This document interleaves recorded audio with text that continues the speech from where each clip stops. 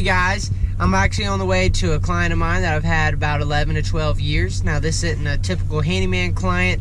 This is an aluminum can client who actually saves aluminum cans for me that I turn into cash.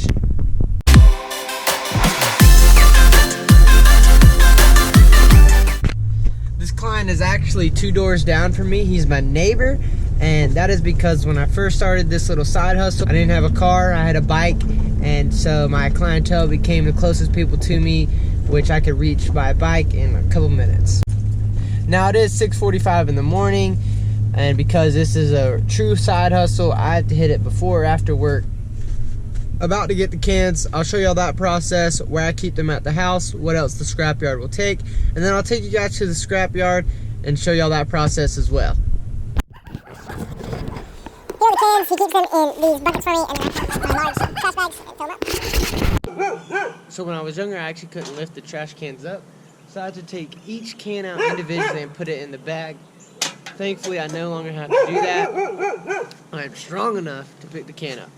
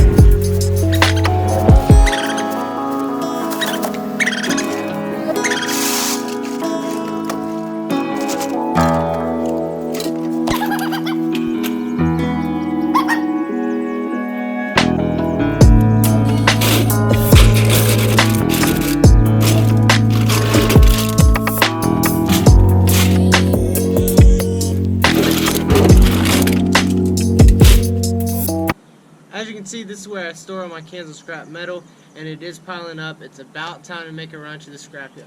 So the majority of my metal is aluminum cans, which I have people save for me, and that's all in the black bags. And these little Walmart bags is like canned foods, you know, canned green beans, Campbell's, spaghetti, whatever. That's a different price. It's not as much as the aluminum, but still worth saving. Then I have just a bunch of scrap people have given me. This is an old commercial freezer, which I tried to fix, but that didn't go well, so I'm just going to scrap it. So I have a pretty good amount of metal saved up, about ready to go to the scrapyard. They pretty much take most scrap metals. They do have a list of things they don't accept. In my case, since I've been going there since I was so young, they pretty much take anything from me. For instance, chain link fence they don't take. I don't know if it's non-recyclable or it's just hard to deal with. However, if I end up with some chain link fence, they'll take it off my hands. It'll actually be a couple days before I get over to the scrapyard, but I'll take you guys to that, show y'all that, and then sit down and talk to you guys about how I started my side hustle, which I called Danger Zone Recycling.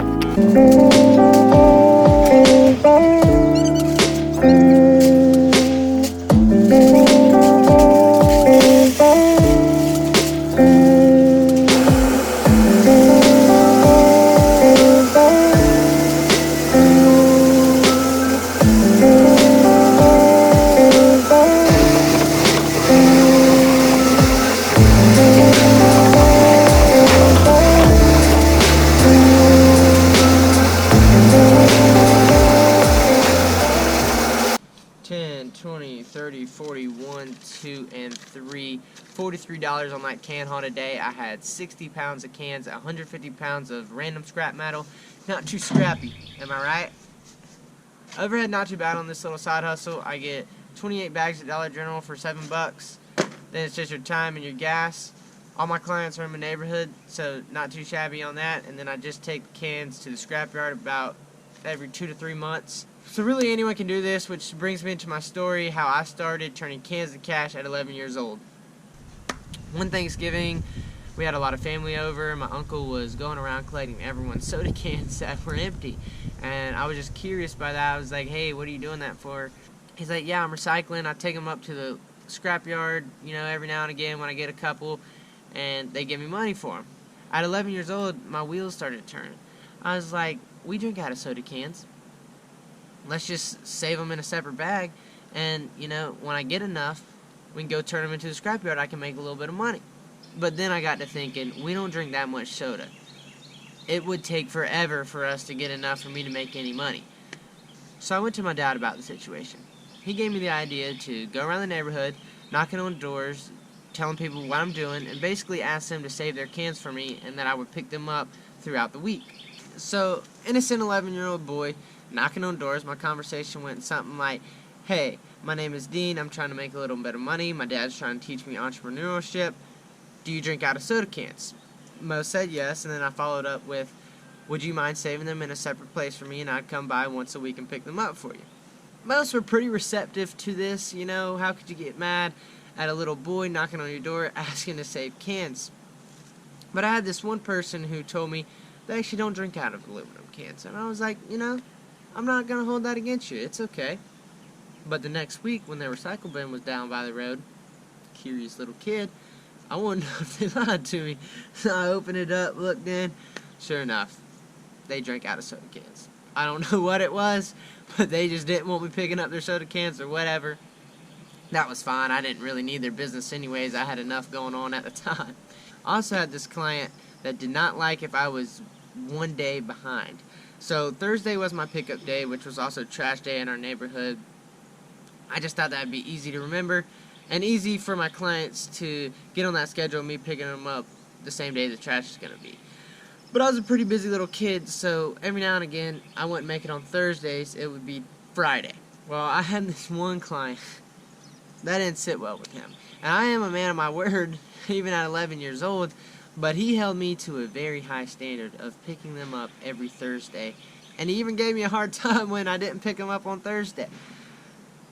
I'd roll up Friday, he'd be standing on his porch, let me have it. I think he was partially kidding, but partially trying to teach me a lesson at the same time.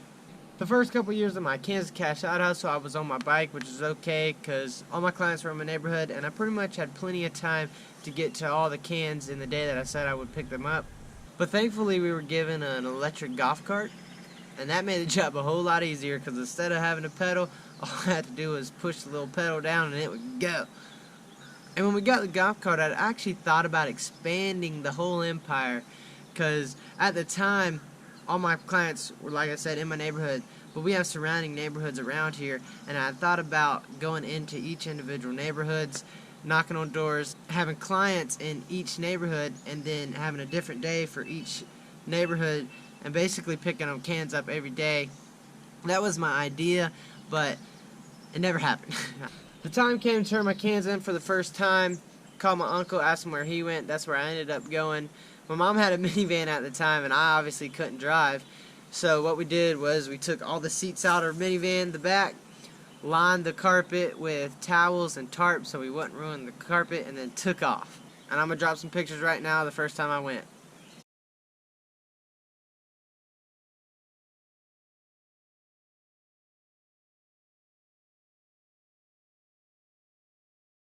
Young entrepreneur, baby.